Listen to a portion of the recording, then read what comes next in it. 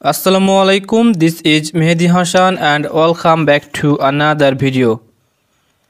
আজকের ভিডিওতে আমি দাখিল পরীক্ষা 2025 সালের গণিত সৃজনশীল অংশের এই 11 নম্বর প্রশ্নের সলিউশন নিয়ে আলোচনা করব। ওকে,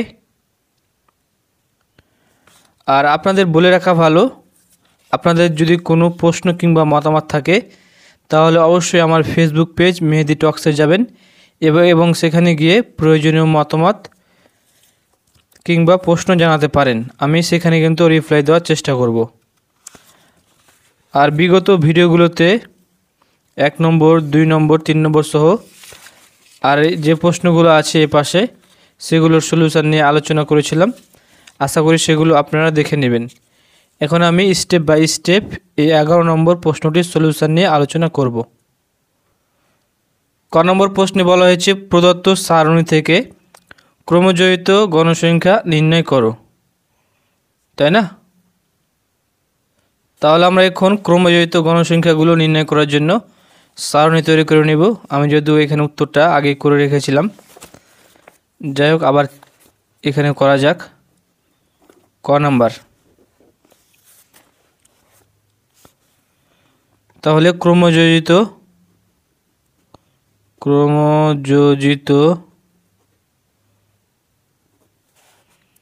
গণসংখ্যা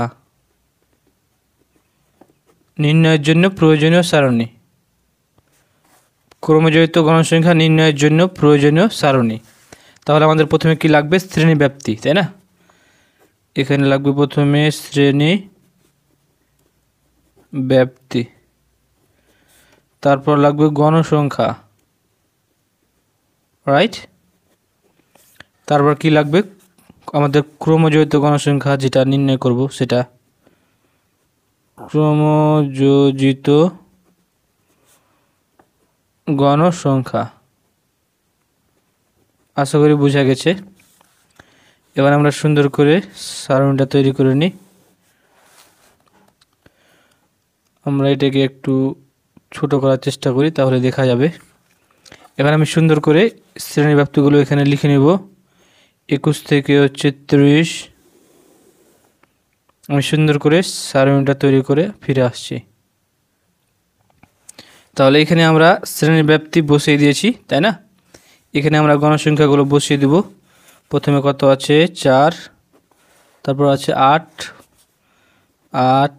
12, 15, 6, 5, 12, 15, 6, 5। ওকে, এখন জাস্ট আমরা ক্রমজয়িত গণসংখ্যা বের করে নেব। তার জন্য এই 4 এখানে বসিয়ে দেব। এই 8-এর সাথে 4 যোগ করলে হয় 12, 12 আর 12 হয় 24, 15 আর 24 কত হয়? 4 আর 5 9, 2 এর আগে হচ্ছে 3, তারপর হচ্ছে 9 6 15 আর 4 এর আগে 5 45, তাহলে 50। সো এটা আমাদের ক্রমজয়িত গণসংখ্যা নির্ণয়ের জন্য সারণী বের করা হয়ে গেছে। আর এগুলো হলো ক্রমজয়িত গণসংখ্যা। এখন আমরা খ নম্বর প্রশ্নের সলিউশন নিয়ে আলোচনা করব। খ নম্বরে বলা হয়েছে সারণী থেকে সংক্ষিপ্ত পদ্ধতিতে প্রাপ্ত নম্বরের গড় নির্ণয় করো। মানে সংক্ষিপ্ত পদ্ধতিতে আমাদের গড়টা বের করা লাগবে, তাই না? এটা আমরা দুইভাবে করার চেষ্টা করব, যদিও নিয়মটা একই, বাট আমরা মানগুলো আলাদা আলাদা নেব। ওকে, তাহলে এখানে আমরা খ নম্বরটা এই পরের পৃষ্ঠায় করি। আর আপনারা অবশ্যই কিন্তু আমার চ্যানেলটিকে সাবস্ক্রাইব করবেন, সাবস্ক্রাইব করতে ভুলবেন না। ওকে, সো খ নম্বর, তাহলে প্রথমে আমাদের কি করতে হবে? সংক্ষিপ্ত পদ্ধতিতে গড় নির্ণয়ের জন্য সারণী তৈরি করতে হবে। তাহলে আমরা প্রথমে লিখে দিই। তাহলে আমরা এখানে লিখে দিলাম সংক্ষিপ্ত পদ্ধতিতে গড় নির্ণয়ের জন্য প্রয়োজনীয় সারণী। এখন আমরা প্রথমে সারণীটা এঁকে নিই। সারণীর প্রথমে কি লাগবে আমাদের? এখানে শ্রেণীব্যাপ্তি,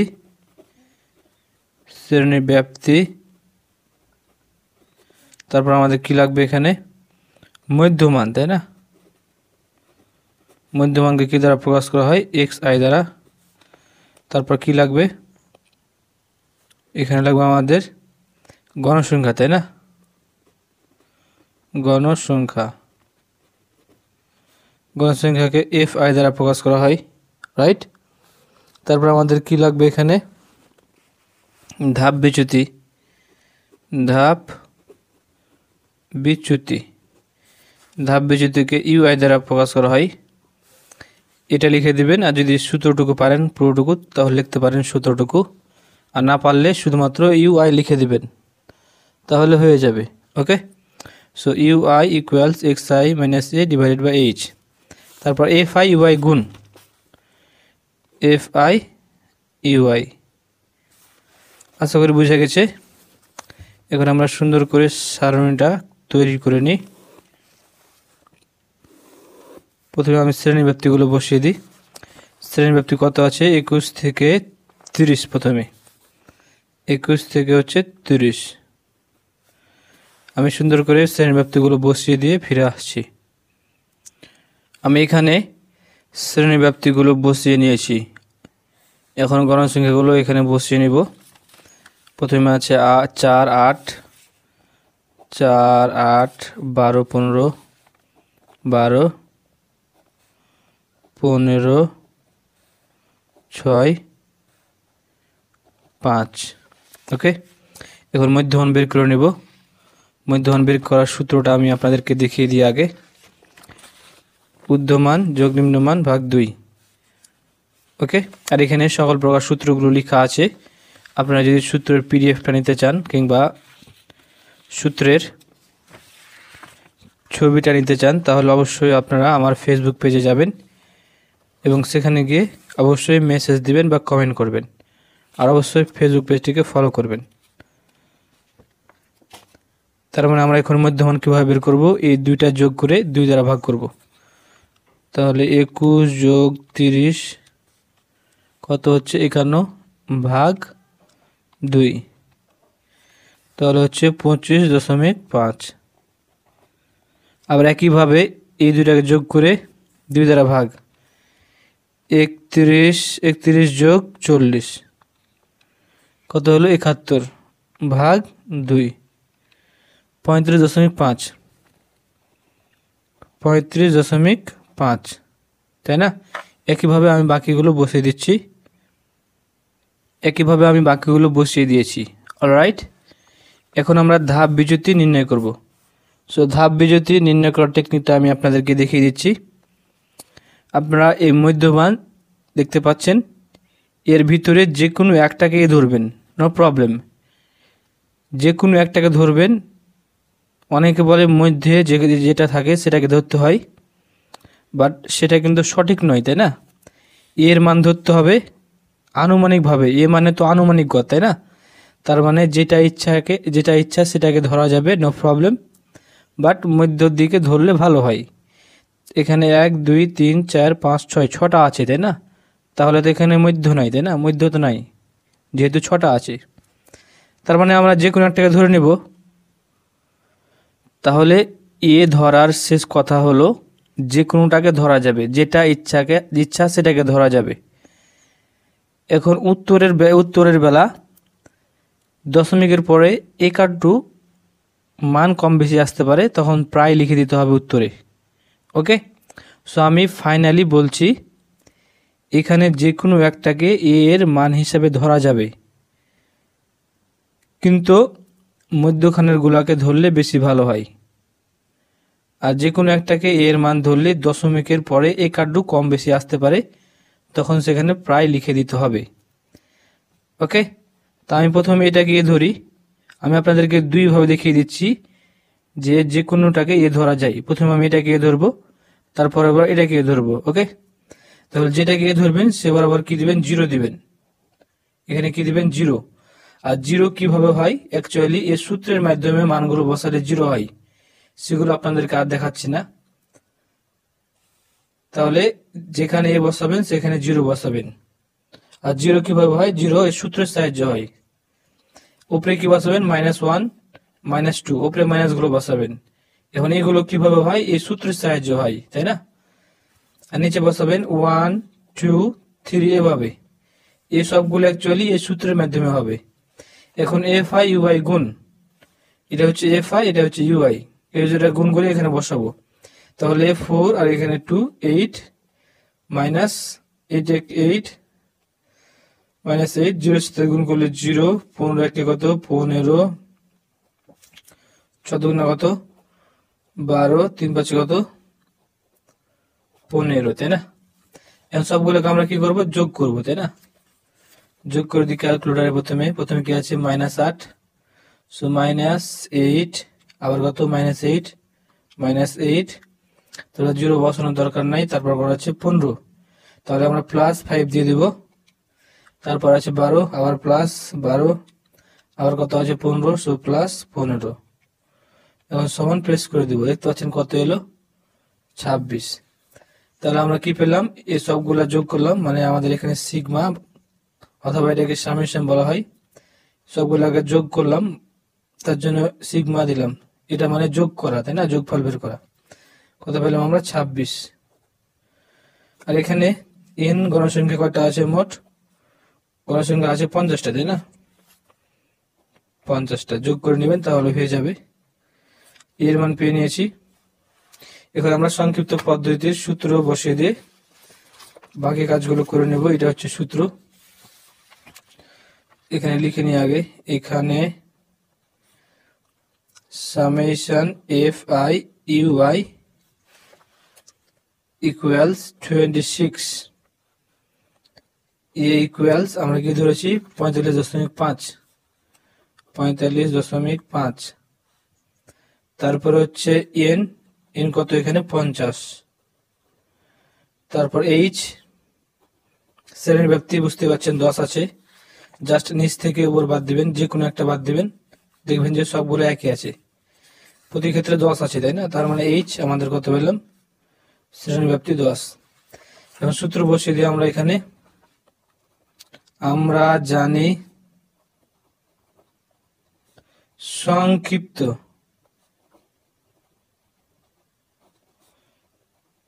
পদ্ধতিতে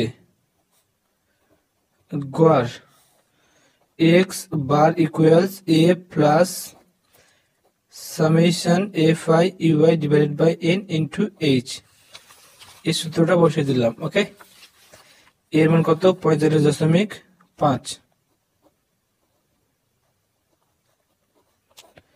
fi u এর মান হচ্ছে সামেশন fi uy 26 n এর মান হচ্ছে 50 h এর মান হচ্ছে 10 ওকে এখন জাস্ট আমরা বাকি কাজগুলো করে নিব এটা একাই আছে মানে কি উপরে আছে তার মানে 26 এর সাথে এটা গুণ করতে হবে 10 26 এর সাথে 10 গুণ করলে 260 হয় নিচে আছে 50 ওকে আশা করি বুঝতে পারছেন কোনো সমস্যা হচ্ছে না 45.5 যোগ ভাগ করে আমরা 260 ভাগ হচ্ছে কত 50 সমান প্রেস করি দেখতে পাচ্ছেন 5.2 এখানে কাটিয়ে দিয়ে 5.2 দিই এর সাথে এটা যোগ তাই না যোগ কত 45.5 এই দুইটা যোগ করলে হয় 50.7 এটা হচ্ছে আমাদের অ্যান্সার ওকে আশা করি বুঝতে পেরেছেন তাহলে আমরা প্রথমে কি করলাম প্রথম পদ্ধতিতে এটাকে এ ধরলাম হ্যাঁ এখন আমি সবগুলো তুলে নিব তারপরে এটাকে এ ধরব তাহলে এটা বিকল্প নিয়ম অনেকেই বলে যে শুধুমাত্র মধ্যখানে এ ধরতে হবে তার জন্য দেখাচ্ছি যে যে কোনোটাকে এ ধরা যাবে আপনার খুশি মাত্র যেটা ইচ্ছা সেটাকে এ ধরবেন নো প্রবলেম সেটা আমি দেখাবো প্রথমবার আমি এ ধরলাম কোনটাকে এটাকে এখন এ ধরবো এটাকে তাহলে কি আমাদের উত্তরে চেঞ্জ হয় আর চেঞ্জ হলে কতখানি হচ্ছে সেটা দেখিয়ে দেব তো আমি এখন সম্পূর্ণ ছকটা তৈরি করে আবার ফিরে আসছি তাহলে আমি সারণীটা আবার তৈরি করে নিয়েছি তাহলে আমরা প্রথমবার 45.5 এটাকে ধরেছিলাম এ এবার আমরা 55.5 এটাকে ধরবো এ ওকে আশা করি বোঝা গেছে। তাহলে যেহেতু এটাকে এ ধরেছি, তার মানে ধাপ বিচ্যুতির এখানে কি লাগবে? শূন্য। উপরে লাগবে ঋণাত্মক গালা, নেগেটিভ গালা, তাহলে -1, -2, -3। আর এগুলো অ্যাকচুয়ালি কিভাবে হয়? এই সূত্রের সাহায্যে হয়। নিচে লাগবে পজিটিভ বা ধনাত্মক গুলো, তাহলে 1, 2, রাইট। এখন FI এবং UI গুণ করব। 3 4 কত? 12, মাইনাস দিয়ে দিলাম, 8 দুগুণ কত হয়? 16, মাইনাস দিয়ে দিলাম, 12 কে কত? 12 মাইনাস দিয়ে দিলাম, শূন্যের সাথে গুণ করলে 0, 6 কে 6, 5 দুগুণ কত হলো? 10। এখন সবগুলো আমরা ক্যালকুলেটরে যোগ করব। তাহলে আপনারা সুন্দর করে ক্যালকুলেটরে তুলে নেবেন। প্রথমে কত আছে? -12, তাই না? -12 মাইনাস দিবেন এভাবে, তারপর 1 2, আবার -16, তাহলে আবার মাইনাস দিবেন 16, আবার -12, সো -1 2। তারপর শূন্য দেওয়ার দরকার নাই, তারপর কত আছে? 6। তাহলে আপনারা এখানে কি দিবেন? যেহেতু সামনে কিছু নেই মানে প্লাস, তাহলে +6 দিবেন। তারপর 10, তাহলে আবার +6 কেন? এখানে 10 দিতে হবে, তাই না? সো 1 0 যোগ করলে কত হয়? -24। তাহলে সবগুলা যোগ করলে আমরা কি পাচ্ছি? Summation FI UI equals -24। এখন আমরা সুন্দর করে লিখে নেব সবগুলো। এখানে সামেশন FI UI ইকুয়ালস -24। এ ইকুয়ালস, আমরা এ এবার ধরেছি 55.5, 55.5। তারপর এন কত আছে এখানে? 50টা, তাই না? সো 50। এইচ তো আমাদের শ্রেণী ব্যক্তি, জাস্ট উপর থেকে নিচ বাদ দিবেন, নিচ থেকে উপরগুলো বাদ দিবেন, দেখবেন যে একই আছে। 80 থেকে 70 বাদ দিলে 10, 70 থেকে 60 বাদ দিলে 10, প্রতি ক্ষেত্রে 10 হচ্ছে, মানে শ্রেণী ব্যক্তি আমাদের 10। অথবা চাইলে আপনারা এভাবে হাত গুনতে পারেন, এভাবে হাত গুনে করা যায়। এখানে আমরা সূত্রটি লিখে দিব। আমরা জানি সংক্ষিপ্ত পদ্ধতিতে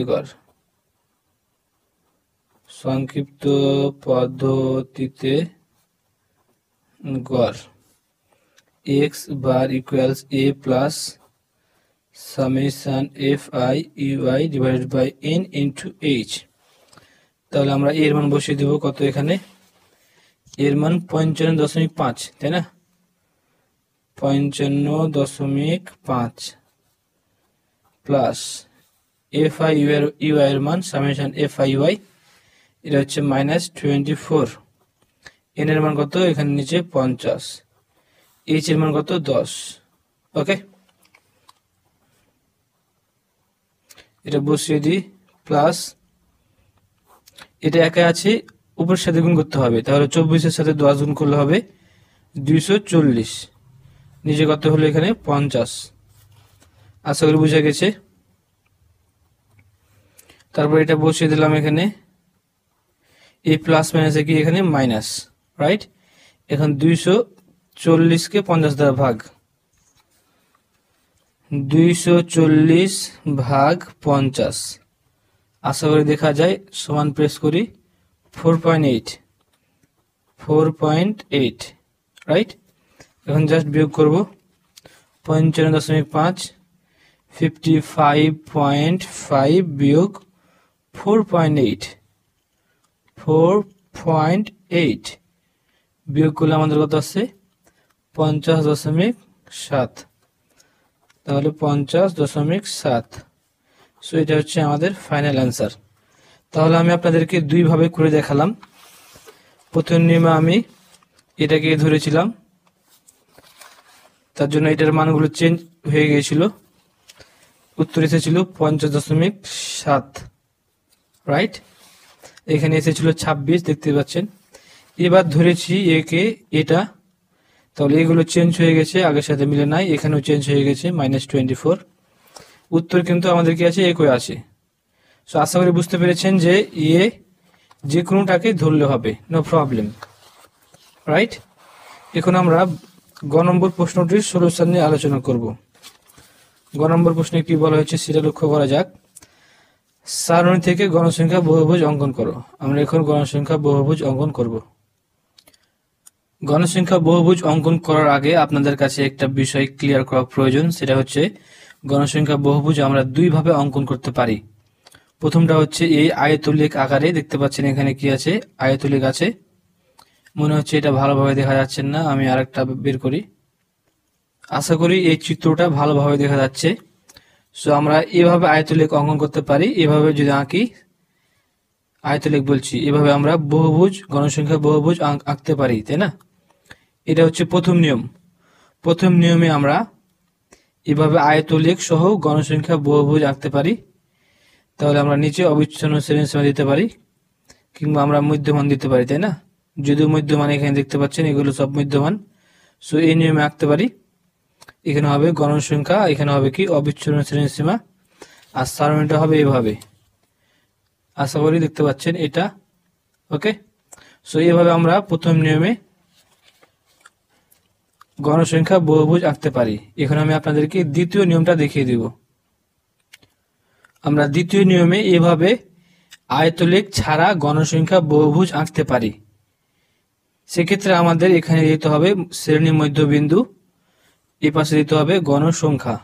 ওকে, আর এটার সারণীটা হবে এইভাবে, দেখিয়ে দিই। দেখতে পাচ্ছেন এটার সারণী, এই সারণীর সাহায্যে এই গণসংখ্যা বহুভুজটা আঁকা হয়েছে। সো আমরা এভাবে আঁকার চেষ্টা করব। আমি বিগত ভিডিওগুলোতে ওই নিয়মে এঁকেছিলাম, অনেকেই বলছে এই নিয়মে আঁকতে, তার জন্য আমি এই নিয়মে এখন আঁকার চেষ্টা করব। তার জন্য আমরা এক্স অক্ষতে শ্রেণী মধ্যবিন্দু দেব এবং ওয়াই অক্ষতে গণসংখ্যা ব্যবহার করব। সো গ নম্বর গণসংখ্যা বহুভুজ অঙ্কনের জন্য প্রয়োজনীয় সারণী আমরা এঁকে নেব। প্রথমে গণসংখ্যা বহুভুজ অঙ্কনের জন্য সারণী। আমরা কিন্তু দ্বিতীয় নিয়মে আঁকবো। হ্যাঁ, অনেকে বারবার বলছে যে দ্বিতীয় নিয়মে কেন আঁকি না, কমেন্ট করছে। সো আমি এখন দ্বিতীয় নিয়মে আঁকবো। এটা একটু ছোট করা যাক, তাহলে দেখা যাবে। দ্বিতীয় নিয়মে আঁকার জন্য এখানে কি লাগবে, শ্রেণী ব্যাপ্তি, রাইট। এখানে কি লাগবে আমাদের, শ্রেণী মধ্যবিন্দু, শ্রেণী মধ্যবিন্দু বা মধ্যমান, একটা লেখা যায় মধ্যবিন্দু বা মধ্যমান, রাইট। এখানে কি লাগবে আমাদের, গণসংখ্যা। আর প্রথম নিয়মে যদি আমরা করতাম তাহলে আমাদের কি লাগতো, অবিচ্ছিন্ন শ্রেণীসীমা লাগতো। যেহেতু আমি এই নিয়মে করব আয়তলেখ ছাড়া, আমি এখন শ্রেণী ব্যাপ্তিগুলো বসিয়ে দিব। এখানে শ্রেণী ব্যাপ্তিগুলো বসিয়ে দিয়েছি, এখন মধ্যবিন্দু বসিয়ে দিব। আমরা আগে বের করেছি সেগুলো বসিয়ে দিব, এই মধ্যমান বা মধ্যবিন্দুগুলো সুন্দর করে বসিয়ে দিচ্ছি। আর এই পাশে আমরা কি বসিয়ে দেব, গণসংখ্যা। গণসংখ্যাগুলো আগে বসিয়ে দিই, 4, তারপর হচ্ছে 8, 12, 15, 8, 12, 15, 6, 5। এখন মধ্যবিন্দুগুলো আমি দেখে দেখে বসিয়ে দিই। এগুলো মধ্যবিন্দুগুলো বসিয়ে দিলাম। আর এগুলো বের করা তো আমি বলেছি, তাই না, আগের গুলোতে বলেছি। এখন সুন্দর করে আমরা ছক কাগজে আঁকবো আর বাকিটুকু করে নেব। আমরা একটা ছক কাগজ নিয়েছি, এখন প্রথমে অক্ষগুলো আঁকি। আমার কাছে স্কেল নাই, রুল, রাবার কিছু নেই, তাই জন্য আমি কলম দিয়ে আঁকছি। আপনারা কাইন্ডলি স্কেল এবং রুল ও রাবার দিয়ে সব কাজগুলো করবেন, অন্যথায় কোনো নাম্বার পাবেন না। তাহলে আমরা এটাকে দিলাম অরিজিন ও, এটা বড় হাতের এক্স, বড় হাতের ওয়াই। এখানে আমরা ভাঙা চিহ্ন ব্যবহার করব, তাই না। এই পাশে আমরা কি দেব, গণসংখ্যা দেব, তাই না। আর এই পাশে আমরা কি দেব, মধ্যবিন্দু, শ্রেণী মধ্যবিন্দু। আর এই পাশে কি দেব, গণসংখ্যা, গণসংখ্যা। রাইট। তাহলে আমরা বসিয়ে দেবো এখন মধ্যবিন্দুগুলো। প্রথমে কত আছে 25.5, আমি এই পাশে করি যাতে বোঝা যায়। এই এখানে ভাঙা চিহ্নর এখানে আমরা বসাবো না, আমরা জাস্ট এখান থেকে বসাতে শুরু করব। আশা করি বুঝতে পারছেন। এখানে কত হয় 25.5, আমি এভাবেই বসাচ্ছি যাতে যথেষ্ট জায়গা পাওয়া যায়। 25.5, তারপর হচ্ছে 35.5, 45.5,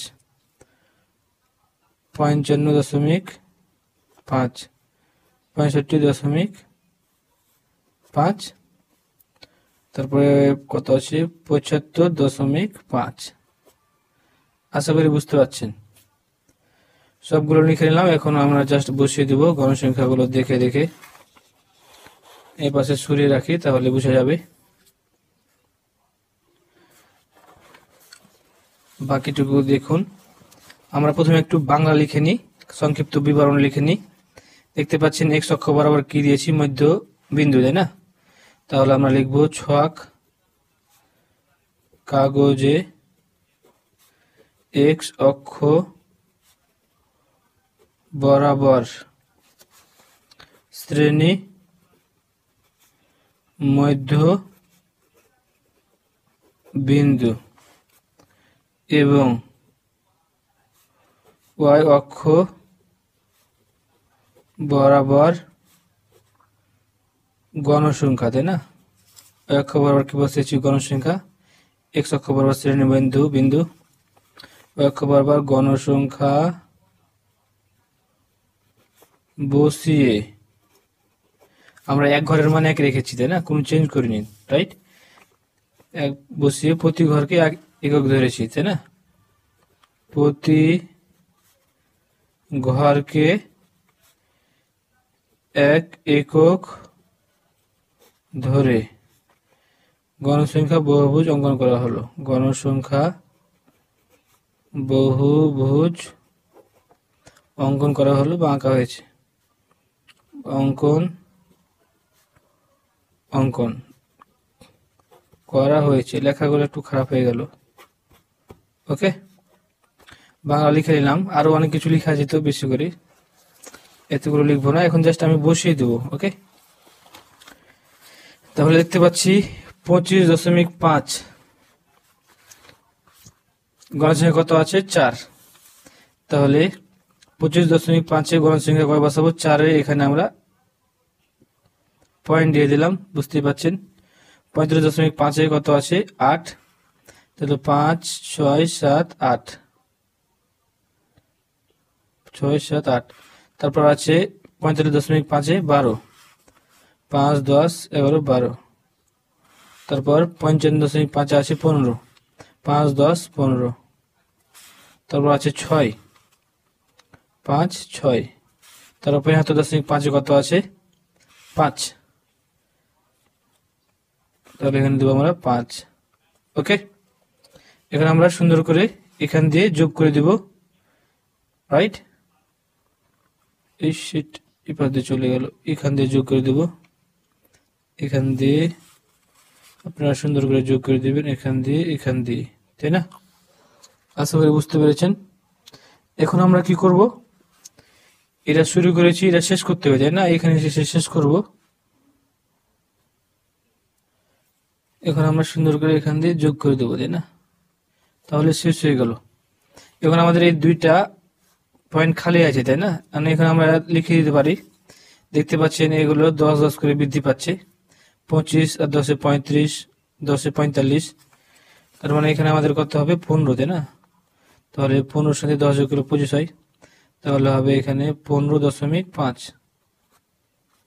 এগুলো বসিয়ে দিলাম। এখানে 75 আছে, তার মানে 10 যোগ করলে কত হবে 85.5।